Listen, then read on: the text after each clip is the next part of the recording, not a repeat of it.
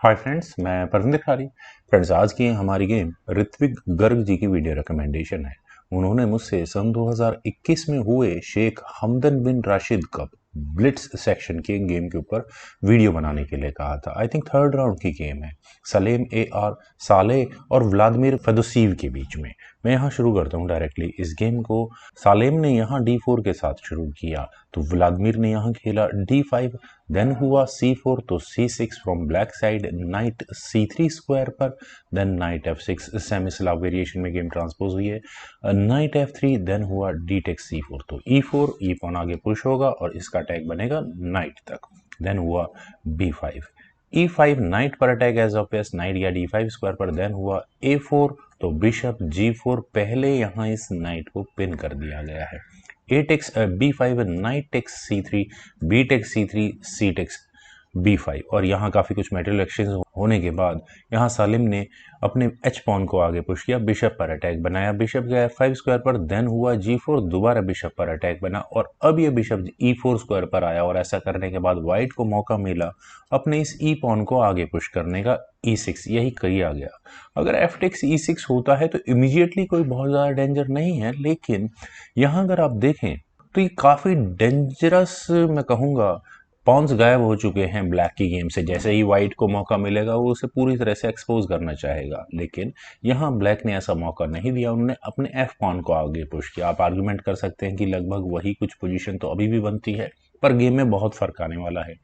यहाँ सलीम ने अपने बिशप को रखा G2 स्क्वायर पर, और जैसा मैं अक्सर कहता हूं कि अपने पीसेस को डेवलप करने पर सबसे पहला ध्यान होना चाहिए किसी भी खिलाड़ी का।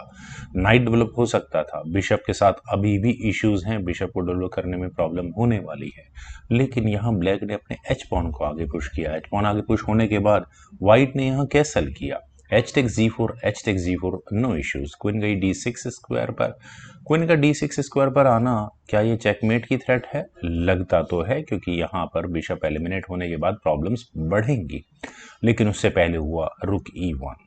अब ज़्यादा से ज़्यादा क्या होगा, मटेरियल एक्सचेंज होने के बाद आप यहाँ ज़्यादा से ज़्यादा फॉर ब्लैक एक चेक ही दे सकते हैं, उसके बाद किंग मूव हो जाएगा, नो इश्यूज। वेल, बिशप आया D5 स्क्वायर पर, तो क्वीन गई C2 स्क्वायर पर, और क्वीन के C2 स्क्वायर पर जाने के बाद यहाँ चेक की तैयारी कहाँ से है, as we can see knight C6, then हुआ क्वीन G6 चेक, किंग पहुंचा D8 स्क्वायर पर, देन हुआ रुक E4। और फ्रेंड्स, यहाँ से सलेम की मैग्निफिसेंट गेम यहाँ शुरू होती है। यहाँ डायरेक्टली एक्सचेंज सेक्रीफाइस दिया है। क्या हो अगर ब्लैक इस सेक्रीफाइस को एक्सेप्ट करे, bishop take C4? Bishop take C4 नहीं हो सकता, क्योंकि क्वीन टेक C4 होगा, और क्वीन ऐसे स्क्वायर पर आ पहुंची है जो रुक तक अटैक बनाएगा, और बस अब वाइट को अपने नाइट को कहीं भी हटना है, वो उसका फायदेमंद होगा। जैसे G5 अगर मान लेते हैं कि ब्लैक करेगा, तो रुक A6 से यहाँ इस नाइट को डबल पिन झेलनी होगी, पहली पिन इस रुक की वजह से और दूसरी पिन यहाँ इस क्वीन की वजह से। रुक C8 से चलिए इसका डिफेंस हो भी गया, लेकिन उसके बाद होगा बिशप A3 और क्वीन पर अटैक बनेगा, और ब्लैक इतनी घुटन भरी स्थिति में होगा, इससे निकलना बहुत मुश्किल हो जाएगा। क्वीन अगर C7 स्क्वायर पर मान लो मैनेज हो भी गई, तो भी होगा नाइट टेक्स G5। जैसे मैंने कहा कि एक प्रेशर और बढ़ जाएगा, और कम से कम यहाँ पॉन जीतने का मौका व्हाइट को एक्स्ट्रा मिलेगा ही मिलेगा, लेकिन सिचुएशन और वर्स्ट होगी। किस तरह से? एफ टेक्स G5 अगर एक्सेप्ट किया भी गया, then queen D5 check, king को E8 स्क्वायर पर जाना होगा, और उसके बाद यहाँ क्वीन टेक्स B5, और यहाँ ये नाइट और अच्छे से पिन हो चुका होगा। फिलहाल नाइट अब बचाया जा नहीं सकता, ब्लैक ज्यादा से ज्यादा एक चेक देगा, किंग F1 स्क्वायर पर आ जाएगा, और उसके बाद तो शायद रेजिग्नेशन के अलावा कुछ ज़्यादा खास चांसेस बचेंगे नहीं ब्लैक के लिए। तो यहाँ ब्लैक ने डिसाइड किया कि वो अपने किंग को मूव करेगा C8 स्क्वायर पर, रुक अभी सेफ है। बिशप आया F4 स्क्वायर पर, क्वीन पर अटैक बना, क्वीन गई D8 स्क्वायर पर, और फिर यहाँ व्हाइट ने अपने दूसरे रुक को लिया B1 स्क्वायर पर, और यहाँ इस B5 पॉन पर अटैक बनाया। तो क्या अब ब्लैक यहाँ बिशप टेक C4 कर सकता है? अभी भी नहीं हो सकता, क्योंकि क्वीन टेक्स E4 होने के बाद क्वीन B6, चलिए नाइट का डिफेंस हो गया, नो इश्यूज, लेकिन क्वीन B5 और क्वीन के B5 स्क्वायर पर आने के बाद यहाँ अगले मूव में ये चेकमेट होगी, बिशप भी बिल्कुल सही स्क्वायर पर बैठा है। तो ब्लैक के साथ प्रॉब्लम है कि अब चेकमेट बचाए या अपनी क्वीन, क्योंकि चेकमेट बचने के लिए यहाँ ब्लैक को अपने किंग को ही मूव करना होगा, उसके बाद रुक की एंट्री बिल्कुल सही स्क्वायर पर होगी यहाँ चेकमेट करने के लिए या क्वीन लेने के लिए। तो चलते हैं एक्चुअल गेम पर। यहाँ ब्लैक ने डिसाइड किया कि वो यहाँ अपने ए पॉन को आगे पुश करेंगे। रुक आया E2 स्क्वायर पर, व्हाइट ने अब अपने रुक को बचाया। किंग B7, देन हुआ क्वीन F5। बिशप पर फिलहाल अटैक नहीं है, देखते हैं क्या होगा। G6, क्वीन पर अटैक बना, और आखिर ये मूव क्यों चला गया है, ताकि क्वीन वापस G6 स्क्वायर पर आ सके, और उसके बाद ब्लैक ने ऑफर दिया क्वीन E8 का। मूव ये ठीक नहीं है क्वीन एक्सचेंज के ऊपर, फाइट इतनी अच्छी ग्रिप में है तो क्यों वो यहाँ क्वीन एक्सचेंज करने लगा। शायद ब्लैक को अपने क्वीन को भी एक्टिव गेम प्ले में लाने की कोशिश करनी चाहिए थी, पर जो हुआ नहीं। यहाँ व्हाइट ने अपनी क्वीन को F5 स्क्वायर पर लिया, और फिर दोबारा उसी बिशप पर अटैक बना। रुक आया D8 स्क्वायर पर, चलिए डिफेंस तो हो गया है यहाँ बिशप पर, लेकिन ब्लैक की क्वीन बिल्कुल बुरी तरह से फंस चुकी है, निकल ही नहीं पाएगी फिलहाल कुछ देर के लिए। तो रुक गोज टू B2 यहाँ व्हाइट ने किया, और ऐसा करने के बाद प्रॉब्लम्स और ज़्यादा बढ़ेंगी। किस तरह से, किंग गया B6 स्क्वायर पर, देन हुआ नाइट D2, और फ्रेंड्स नाइट के D2 स्क्वायर पर आने के बाद बिशप एक्सचेंज ऑफर है।